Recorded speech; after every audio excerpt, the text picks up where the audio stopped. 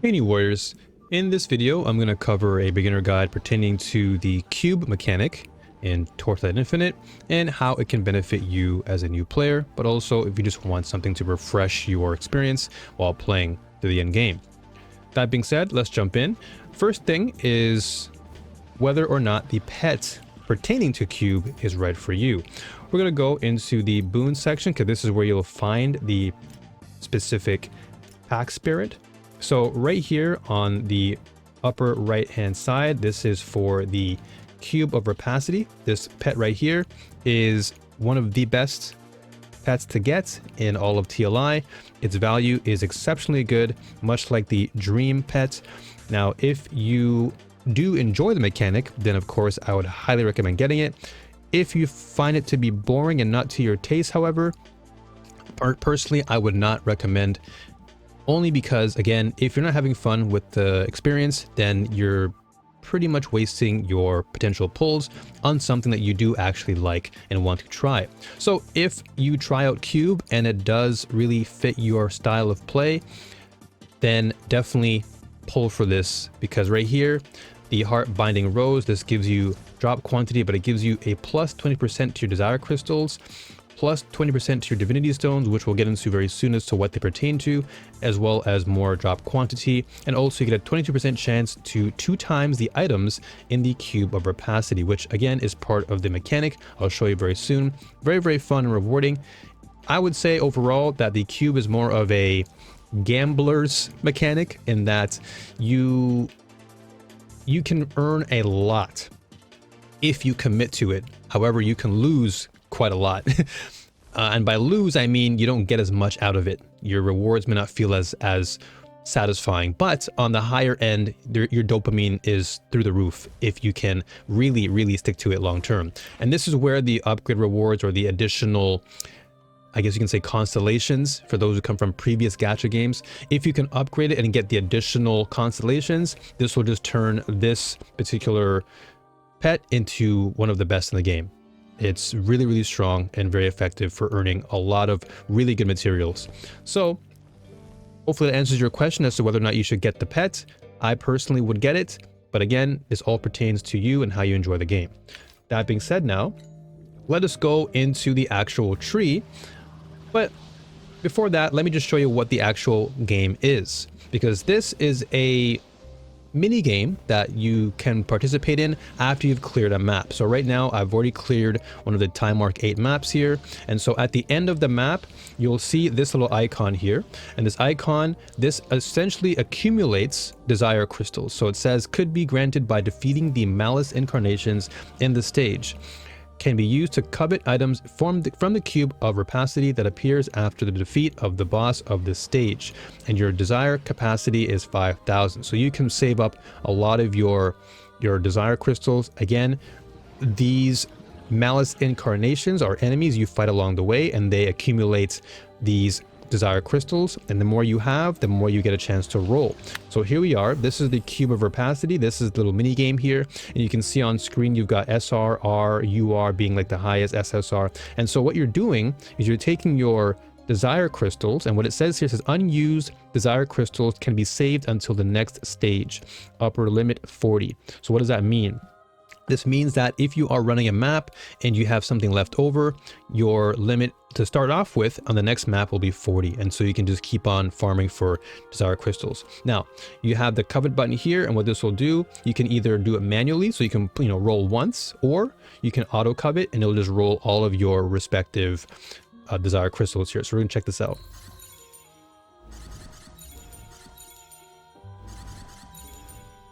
So right there, if you get a question mark or you get the golden cube, sometimes you'll get really, really hot. You'll get the, the flame elementium. But right here, I've collected quite a bit and I've got a lot of rewards here. And so these divinity slates are really, really popular to sell on the market. That's just because these slates can really determine whether your build hits super hard or you end up hitting like nothing. So these are really good to sell in the beginning of the season, but also all throughout, because people are always constantly updating their builds. So if you have these slates at the higher levels, then you are really good. Also, these wedges pertain to upgrading your slates, so they're also really good to sell and also good to have for yourself. So in this case, I didn't get the best ones here, but again, as you play the mode, you'll come to see the value of all of these. So let's just leave the map for now, because I want to show you the actual breakdown of the constellation, or the void chart rather. So as always, we're going to go to the void chart here, and what you're looking for is this little cube icon right below the black sail. Now, if you've missed out on my black sail or my God of War, or even my Arcana and Nightmare guides, then be sure to check those out as well. They're very beginner friendly, and that can help you as well. So let's jump into the cube section. So as you can see here, I've invested quite a bit thus far. And as always, you want to invest in all 15 of the respective nodes on the upper north section. That's because this will guarantee that every time you go into a map, you'll always have your cube talent activated, thus giving you the reward. Now, let's go into the other areas, because these are just as important, and this depends on what you're trying to do for the cube. In my case, we'll go with what I've already highlighted. We'll start from the right. This one here says, in Netherrealm stages, you have a 2% additional drop quantity for Malice Incarnations. Now, I want to just make sure that when you see an icon like this, this refers to loot. This refers to what you're getting as far as reward. And now you're increasing that quantity for Malice Incarnations. So what is this? Malice Incarnations are a special group of monsters in the cube season. There will be special marks for them on the map. Defeating normal Malice Incarnations has a chance to grant Desire Crystals. Defeating elite Malice Incarnations will grant Divinity Stones. So if you're looking to really get a lot of value for your stones to sell them or to use for yourself, this is good to upgrade. And so what I'm doing here on the right hand side, I'm opting to go for desire cores. Now, what are desire cores? These are really, really good and valuable items that you can get from just the drops themselves. I don't think I have one at the moment, but if I did have one, and I think I'll go to the shop and show you, these sell for a very, very, very high amount. And so if you're able to sell them, you can really get a lot out of them. Now, here we go. So I sold these desire cords for just under 40 FE. So if you collect and save up your desire cores as they drop, you can get a lot of value for FE, which is really good if you're just starting out and wanting to collect and amass a good amount of FE. Now, if you were to click on this, you can go to price check, and you can see that the pricing right now is 19.5 FE per pop. So if you go to trade search, you can see here that just for 2 costs 50. Now, of course, this all depends on the market and how it's all evaluated throughout the day. But you can see that just for a small amount of desire cores, you can get a lot of FE. So if you were to farm this, you can make bank quite quickly. So if that tickles your fancy, then definitely invest in this. Now, let's just keep on going, and we'll go back to the actual tree. And so what you're looking for, at least in my case, I'm looking to farm those because I want to make sure I get a lot of FE value. So at the upper right hand side, this is really important here. It says in Netherrealm stages, Malice Incarnations minus 30% additional desire crystal drop quantity. So you're probably wondering, well, why would I want this anyway? I'm losing my quantity. Well, furthermore, it states that in Netherrealm stages, when Cube of Craving is obtained via coveting, there is a 20% chance to obtain 1 additional desire core. So I've taken this knowing that I'm sacrificing the Malice Incarnation drop quantity to get an additional desire core, because now you've seen it via the trade shop that these cores go for relatively high prices. So if I can obtain additional cores, this makes it so that I can make more FE and thus allow me to build my equipment and just my overall build more frequently. With that being said, we're going to go over to the bottom left here. And these nodes, very similar. They look the same, however, just a slight little visual difference. Again, they all pertain to reward or loot. And so this one says, in Netherrealm stages, Cube of Rapacity has a 2.5% chance to consume 5 less Desire Crystals during coveting. Now, as we already know from before, Desire Crystals are a special drop in the Cube season, and so these come from defeating normal Malice incarnations, that being enemies that you'll see on the fly, and then you can use these to roll. So what this is saying is, this is going to consume less. So by default, the Cube of Rapacity consumes about 20, and so what you're saying to the game now is, now there's a 2.5% chance to consume 5 less crystals. And so you're doing this every single time. 2.5, 2.5, 2.5. And this one here is 10%. This one here, 2.5, 2.5. So the number continues to increase.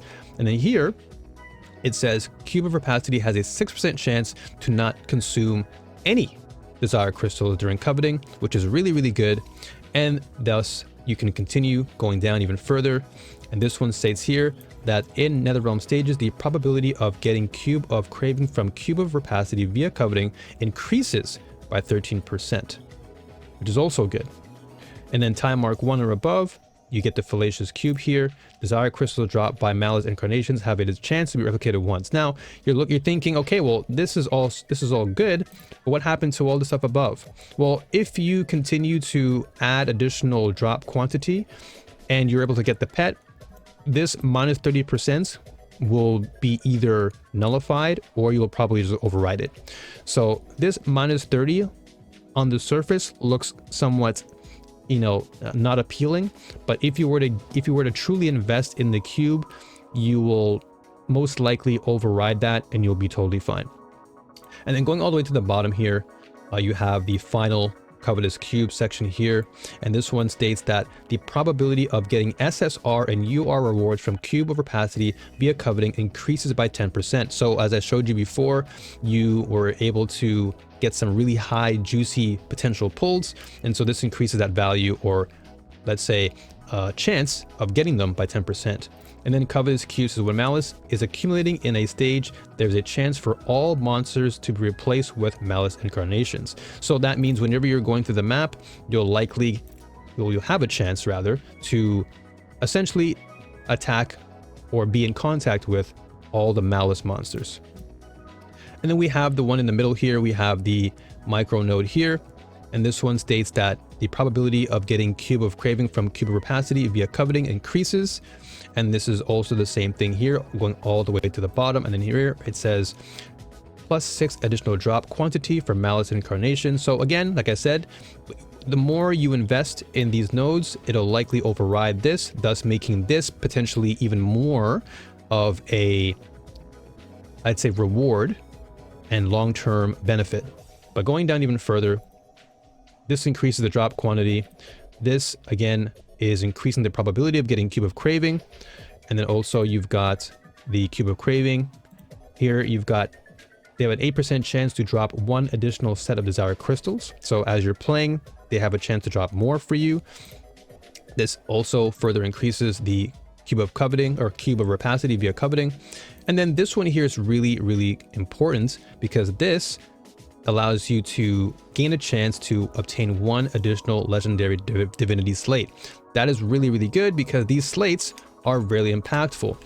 So if you go into the trade shop here, the trade shop will have the divinity slates right here. So if you go to legendary divinity slate, these things typically cost quite a bit depending on what you're searching for. They go for pretty high value. So if you're lucky enough to get one of these and you have a really, really good pull, these corner divinities can be really, really good for FE value. Now, of course, it did say specifically, we're going to go back and read it to make sure.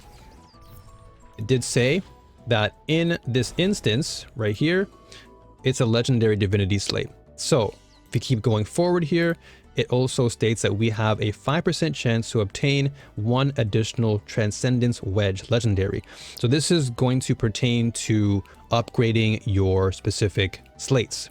And so if you have a legendary slate, this will now allow you to further enhance your slate value even further. So for example, if I go into my talent pool here and we go into these slates here, this is what you're going to have. And so anytime that you are upgrading your slates, you're going to have a chance right here. You have Inscribe Divinity, Override Divinity. And so depending on if these are empty slots, for example, and you were to max one of these out, I don't have one that actually, let's go here. Let's just check this one, right? So this you would upgrade, right?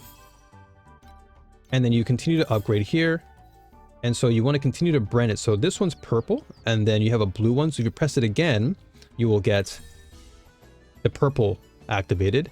And so overriding is going to cost you a little bit more of your wedges, but you can get the gist of what is going on here. Is you want to use your wedges to upgrade your slates to get max value. And so all this is doing is essentially making sure that your values pertain to your build, and getting the purple ones or higher is always going to be nice. And so you'll sometimes see some gold ones like this, where you want to now brand it. So this, to go to gold, it's going to require a Transcendence Wedge of legendary value. So if you have purple nodes, you're totally fine. But if you want to upgrade this all the way up to gold standard, you will need a legendary wedge and a new god Transcendence Wedge, which you can get also. So this is really important because, again, these slates really determine whether or not your build will be dramatically stronger or not as strong. So this is really like one of those investments that you really want to partake in, because it gives you a lot of juice for your build. So collecting these is good. Now, you did see that if I did upgrade one of them, it did warn me on screen, right? So if you do upgrade these particular slots, you cannot sell this. So let's say, for example, we were going to go to the trade shop here, and you wanted to actually sell this. You cannot. It says bound items cannot be traded. So just keep this in mind, that anytime that you do upgrade these talent nodes, you will not be able to sell them. This is really important. So if you're looking to sell these for FE, make sure that you do not by any means bound these items. That is, don't upgrade the talent nodes. Just keep these nodes at the top there, and you can sell that for whatever FE you want or desire. So let's continue to go further into the constellation and the nodes and what they mean. So let's go into one of the more interesting nodes, and this is really where the gambler's dream comes to life and where the high risk, high reward scenario pops in. So this node states that in Netherrealm stages, the probability of getting a cube of craving from cube of rapacity via coveting increases by 5%. So you're probably wondering, what is a cube of craving? As you'll see on the screen, I'll put a video of my gameplay earlier from my live stream, but essentially it is a golden cube that you can come across while you are essentially coveting, and you're increasing the likelihood that it will pop up on screen. And by doing so, this cube of craving will give you a massive reward.